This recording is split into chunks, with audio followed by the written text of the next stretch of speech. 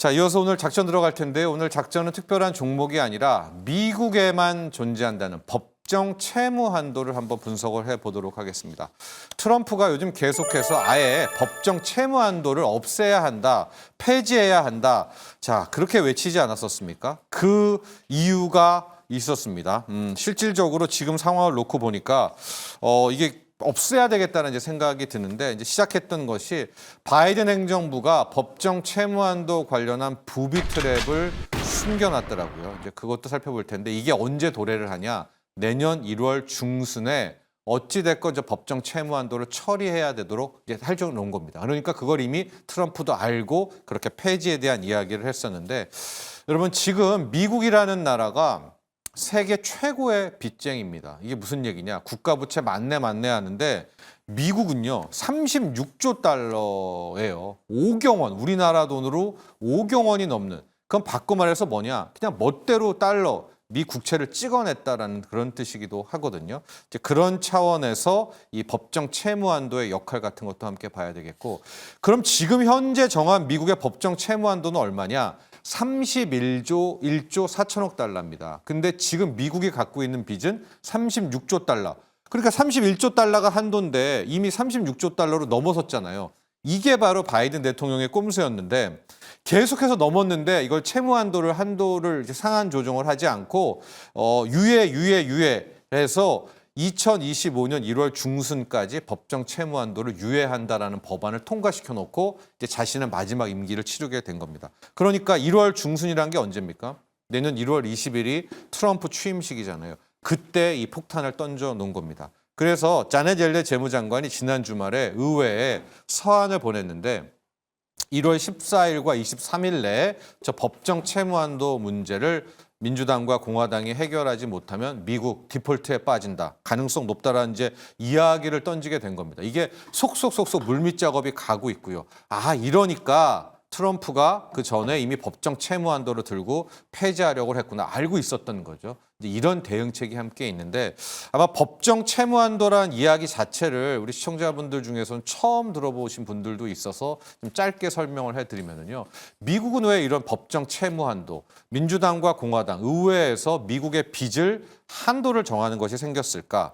71년으로 돌아가야 되는데요. 1971년 이전까지는 미국은 근본위제입니다. 그러니까 달러를 찍으려면 미국 연준 창고에다가 일정 부분 금을 놓고 금만큼 달러를 찍어내야 되는데 닉슨 대통령이 한밤중에 나와가지고 이제 근본위제를 폐지한다라고 선언을 해버리죠.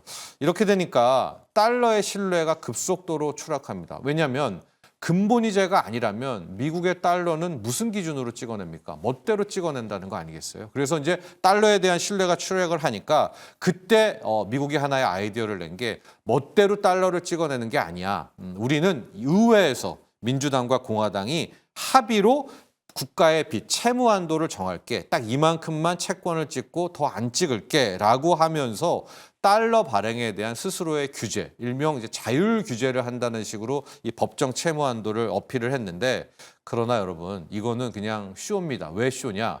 우리가 한도를 정한다는 거는 그 이상을 넘어가면 안 되잖아요. 근데 이 민주당과 공화당이 맨날 합의를 하면서 그 한도를 계속해서 높여집니다. 그래서 지금 제가 미국의 국가부채 추이를 하나 보내줄 텐데 그 한도를 정하면 뭐합니까? 맨날 그 한도를 상한 조정하게 되는데 자, 미국의 빚, 국가부채 추이를 놓고 보면 실질적으로 저기 70년대, 80년대 미국의 빚은 3조 달러에 불과했거든요. 그러니까 저 때만 해도 의회에서 민주당, 공화당이 만나서 스스로 야 우리 국가부채 늘리면 안 돼 그러면서 한도를 정했다가 마치 곱빗 불린 것처럼 90년대부터 쭉쭉 올라갑니다. 10조 달러. 그리고 2010년, 20년 오면서는 그냥 무한대로 늘어나는 거죠. 그래서 지금 미국의 빚이 36조 달러입니다. 우리 돈으로 5경 원이 넘는 이제 그런 상황이 됐거든요. 이제 그러니까 저 쇼죠. 왜냐하면 채무 한도라는 걸 안 올려야지 한도인데 계속 올리니까. 물론 가끔 가다가 민주당과 공화당이 진심으로 싸울 때가 있거든요. 그게 언제였냐? 2011년에 막 맨날 안 된다, 한도 올려라, 못 올린다 막 싸우다가 그게 한 석 달을 끌거든요. 그럴 때 S&P가 미국의 국가 신용 등급을 강등하면서 막 주가가 폭락하고 뭐 그랬었는데 어찌 됐건 뭐 디폴트가 난다, 뭐 국가 부채 오른다, 뭐 이런저런 이유에도 항상 저 한도는 늘렸다라고 하는데 문제가 이제는 한도를 더 놀릴 수도 없는 마지노선에 임박을 했습니다. 그게 무슨 얘기냐면 저 지금 채무가 늘어났다는 뜻은 미국이 엄청난 많은 채권을 발행했다는 뜻이잖아요. 그래서 어떤 상황이 나오느냐? 채권을 발행했다면 미국이 채권에 대한 이자를 지급해야 되지 않습니까? 미 국채는 중국도 들고 있고 일본도 들고 있고 우리나라도 들고 있고 뭐 우리나라 개인도 들고 있는데 지금 미국이 올 9월 말 기준에 어떤 현상이 발생했는가? 미국의 예산 중에 국방비에 쓰는 돈보다 저 지금 빚에 대한 이자를 주는 비용이 훨씬 더 높는, 그러니까 천조국이라는 명성이 완전히 깨지게 되는 그 역전 현상이 일어나거든요. 지금 이제 표가 나오죠.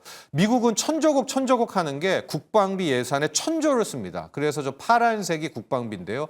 8,700억 달러를 쓰거든요. 그러니까 1,000조인데 우리가 그럼 미국은 국방비에 가장 많은 돈을 예산에 쓰겠지라고 하겠지만 저 빨간 라인이 이자에 대한 그 이자 지출, 그러니까 채권에 대한 이자 주는 건데 그게 8,800억 달러가 넘어요. 그러니까 엄밀히 말해서 미국은 예산 중에서 국방비보다 저 예산 그 빚에 대한 이자를 내는데 더 많이 돈을 쓰는.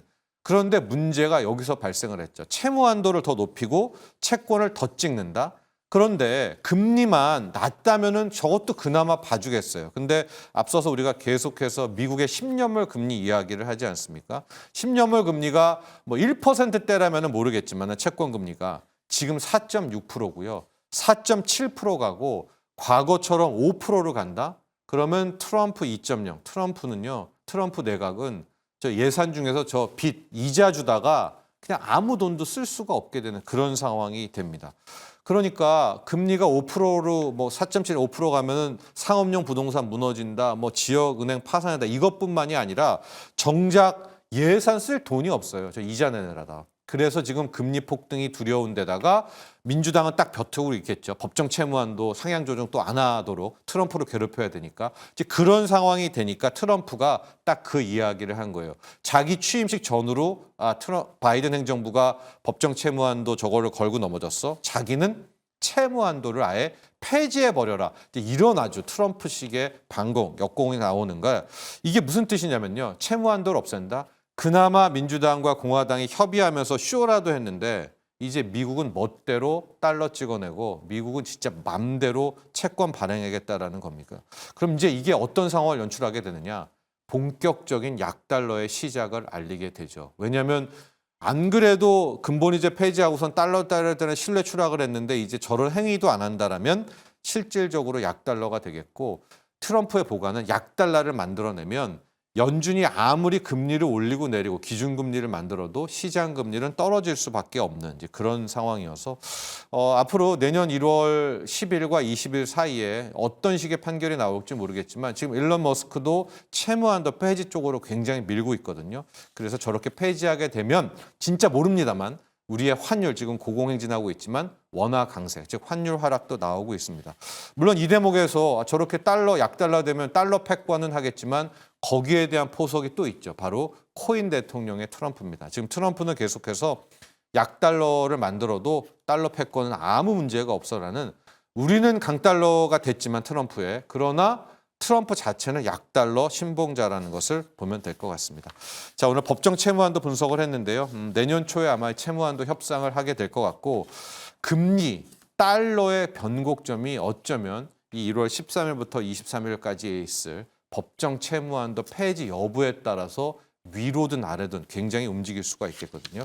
우리 입장에서는 환율만 보면 폐지 한도를 아예 폐지해버리는, 법정 채무 한도를 폐지하는 쪽이 상당히 우리에겐 좀 한숨 돌리는 측면이기도 한데 트럼프가 과연 미국의 법정 채무 한도 문제를 또 어떻게 해결할지 관건이 되겠습니다.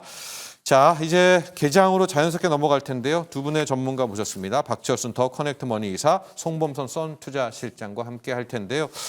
박철순 이사, 법정 채무 한도가 이제 폐지하자에다 수면으로 가라앉다가 자넷 옐렌이 지난 주말에 서한을 보냈습니다. 이대로 이거 법정 채무 한도 해결 못하면 1월 중순. 트럼프 취임하는 날 디폴트 친다 뭐 이런 이야기를 했거든요. 이걸 앞으로 어떻게 될까요? 트럼프는 아예 없애자 이렇게 이야기를 하는데.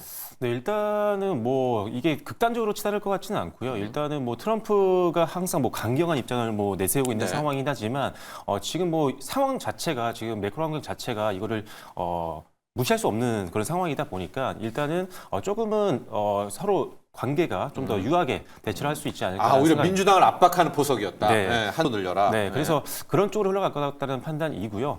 일단 사실 지금 뭐 미국에 대한 상황도 상황이지만 사실 우리나라의 매크로 환경도 그렇게 좋은 상황은 네. 아니기 때문에 일단 미국 시장은 살펴보면 봐야겠지만 지금 한국 증시에서 일단 이런 매크로 환경에 특히나 또 미국의 어떤 이런 미국 변수에 흔들리지 않을 만한 종목군을 계속적으로 보시는 게 좋을 것 같습니다. 오히려 지금 시장에서 기존 주도주들이 사실 잘 가고 있거든요. 네. 그래서 뭐 테마주라든지 이런 것들에 너무 휘둘리시거나 또는 단기적인 이런 매크로라든지 정치적인 부분들 아니면 미국에 대한 변수 때문에 흔들릴 만한 종목들을 보지 마시고요. 일단 매크로의 좀 자유로운 종목들 위주로 보시는 게 좋을 것 같습니다. 네. 오히려 박철순 이사는 어떤 극단적인 상황은 나오지 않을 것이고 트럼프가 법정 채무한도 폐지하라 이런 이야기가 이제 민주당한테 압박해서 제발 좀 많이 늘려라. 이미 한참 오버했잖아요. 31조 달러인데 원래는 지금 미국의 빚은 36조 달러인데 근데 이걸 또한 40조 달러로 채무한도를 늘린다고 하더라도 이것도 약달러의 시작이 될 수 있습니다. 이런 거 체크해 두시고요. 다만 박철순 이사께서는 환율, 뭐 매크로 이런 거는 너무나 변수가 심하니까 아예 좀 무관한 쪽으로 가자. 또 이런 투자 전략까지 이야기를 해주셨습니다.